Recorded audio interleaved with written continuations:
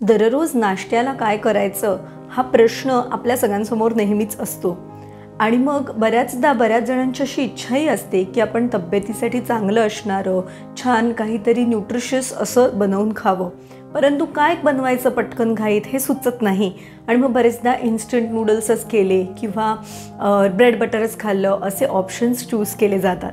म्हणून यासाठीच मी आपल्या ह्या चॅनलवरनं पटकन बनणाऱ्या अतिशय हेल्दी आणि तरीसुद्धा आपण पूर्वापार बनवत आलेल्या टेस्टी अशा रेसिपीज मी या चॅनलवर दाखवत असते, आत्तापर्यंत दाखवत आले आहे. आणि आजसुद्धा मी तुमच्यासाठी अशीच एक पटकन बनणारी अतिशय चविष्ट अशी पारंपरिक रेसिपी घेऊन आले आहे, ज्याचं नाव आहे मोकळी भाजणी किंवा काही लोक त्याला नुसतं मोकळ असं सुद्धा म्हणतात.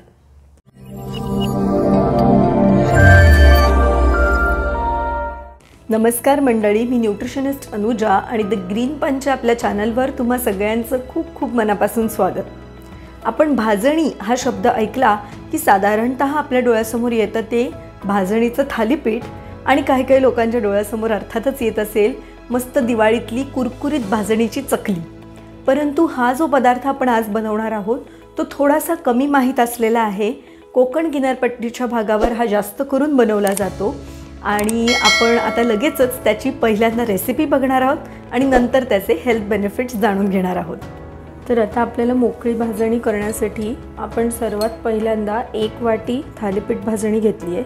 मी ही रेडी भाजणी घेतली आहे, पण तुम्हाला घरी केलेली आवडत असेल तर तुम्ही तीही घेऊ शकता. आणि मग त्याच्यानंतर आपण त्याच्यात थोडंसं मीठ घालणार आहोत चवीप्रमाणे, त्याच्यानंतर हळद, थोडं हिंग आणि आपल्याला जेवढं आवडतं तेवढं लाल तिखट. जर तुम्हाला चव आवडत असेल तर तुम्ही गोडा मसालासुद्धा घालू शकता ह्याच्यात, तो पण खूप छान लागतो. भाजणीत धने जिरे पूड वगैरे जनरली असतेच, त्याच्यामुळे ती वेगळी काय आपण घातली नाही आहे. हे सगळं छान मिक्स करून घ्यायचं आहे. हे करताना ह्याच्यात आपण थोडीशी साखर घालणार आहोत. साखर पुन्हा एकदा ऑप्शनल आहे.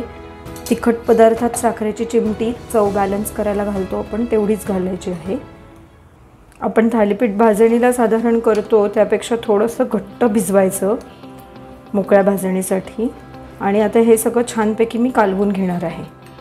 असं हे ताक मी साधारण पाऊण वाटी घेतलं आहे, पण आपण थोडा अंदाज घेतच घालायचं आणि साधारण आपल्या थालीपीठ भाजणीपेक्षा असा घट्ट गोळा छान हातानेच मळून घ्यायचा, म्हणजे सगळं छान मिक्स होतं व्यवस्थित.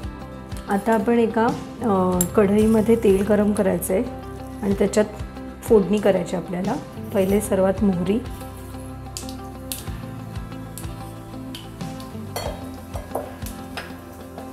त्याच्यानंतर थोडंसं जिरं,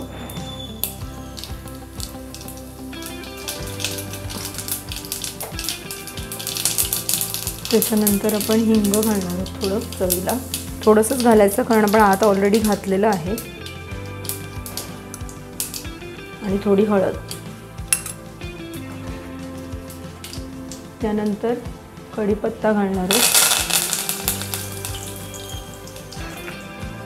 आणि ते झालं की एक मीडियम साईज कांदा आपण घेतला आहे, बारीक चिरून घ्यायचा आणि तो या सगळ्यामध्ये आपण आता छान परतून घेणार आहोत.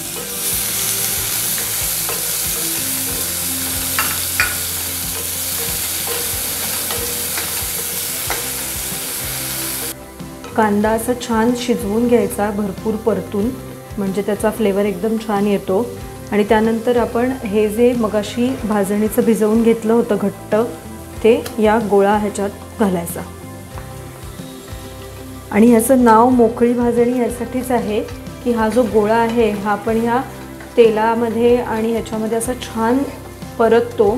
असा खूप वेळ परतून तुम्ही नंतर बघू शकाल की हे जो आत्ता गोळा दिसतोय ती सगळी भाजणी अशी छान मोकळी होते. तर आपण ह्याला चांगलं एक 7 ते 8 मिनटं परतावं लागतं. थोडीशी वाफ काढायची आणि परत परतायचं, असं सतत करत राहायचं थोडे इंटरवल्सने. आपण हे बघू शकतो आता की पहिला जो एकदम गोळा होता त्यापेक्षा असं सतत परतून छान अशी मोकळी होत आली आता ही भाजणी. आता आपण परत थोडीशी वाफ आणून परतणार आहोत. असं पूर्ण मोकळी होईस तो आपल्याला कंटिन्यू करायचं आहे. आता आपण बघू शकतो की पहिल्यापेक्षा खूपच मोकळी अशी छान भाजणी झालेली आहे ही. आणि आता लास्ट स्टेप आहे की आपण ह्याच्यात थोडीशी बारीक चिरलेली कोथिंबीर घालणार आहोत। अगदी आधीपासून ती इतकी छान नाही लागत, त्याच्यामुळे लास्ट स्टेजला आता आपण ही घालून छान परतून गॅस बंद करणार आणि आता आपली ही भाजणी सर्व करायला तयार आहे।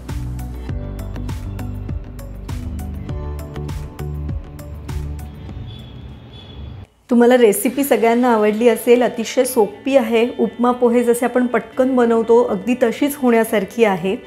आणि मुख्य म्हणजे त्याच्यात काही खूप तेल किंवा असं काही गोड असं काहीच वापरलं नसल्यामुळे अर्थातच हेल्दी आहे, यांनी पोटही खूप छान भरतं। मी केप्रची भाजणी बाहेरची रेडीमेड भाजणी वापरली होती, परंतु घरी केलेली किंवा घरगुती कोणीतरी केलेली भाजणी जर तुम्ही वापरलीत तर निश्चितच त्याची चव अधिक सुंदर लागते, फ्रेश असते ती जास्त। त्यामुळे तुमच्यापैकी हा व्हिडिओ जे बघत आहेत ते कोणी घरगुती भाजणी बनवून विकत असतील तर प्लीज तुमचे कॉन्टॅक्ट डिटेल्स किंवा तुमच्यापर्यंत कसं पोचता येईल हे कमेंट सेक्शनमध्ये टाका, म्हणजे ही रेसिपी बघणाऱ्यांना तुमच्याकडून ऑर्डर करता येईल। आणि जर तुम्हाला कोणाला घरी भाजणी बनवायची असेल तर त्याची एखादी छान रेसिपी तुमच्याकडे असेल तर तीही तुम्ही कमेंटमध्ये टाका, जेणेकरून बऱ्याच लोकांना त्याचा बेनिफिट होऊ शकेल। आपण भाजणीचे हेल्थ बेनिफिट्स जाणून घ्यायच्या आधी भाजणीमध्ये मुळात काय काय असतं हे ज्यांना माहीत नाही त्यांच्यासाठी सांगते।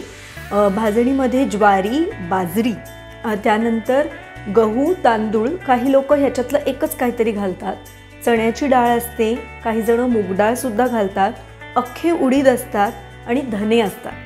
या व्यतिरिक्त थोडे थोडे प्रत्येक प्रांताप्रमाणे थोडं गोष्टी बदलतात, काही जण काही मॉडिफिकेशन्स पण करतात, परंतु मुख्यतः या गोष्टी भाजणीमध्ये भाजल्या जातात आणि मग त्याचं पीठ केलं जातं।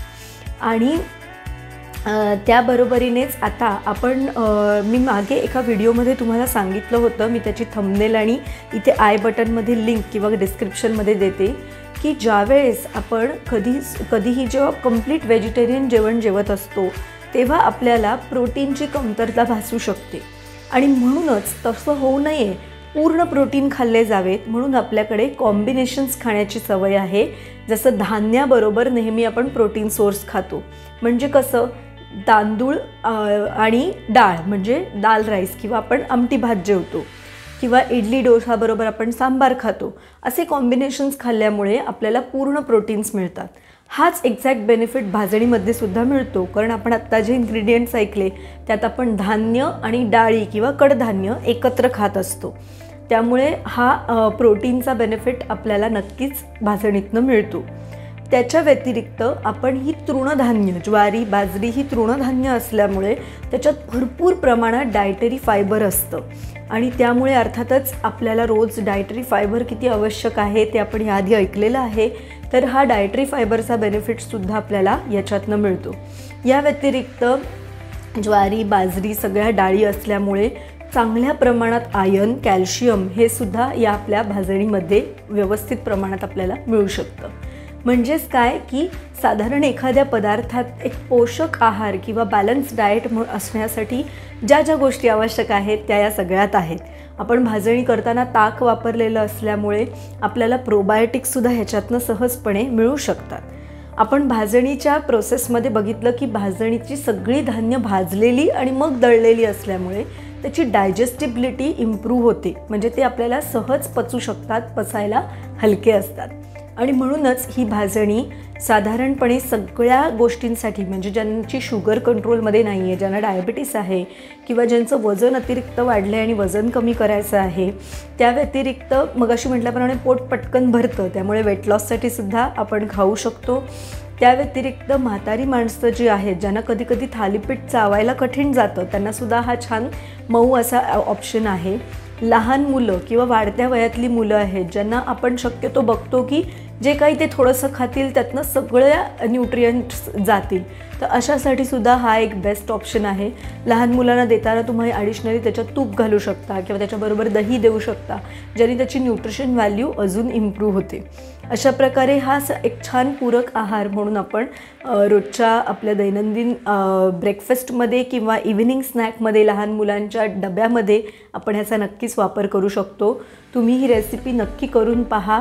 तुम्हाला आवडली असेल तर मला कमेंट सेक्शनमध्ये कळवा किंवा इंस्टाग्रामवर फेसबुकवर तुम्ही मला त्याचे फोटोजही पाठवू शकता.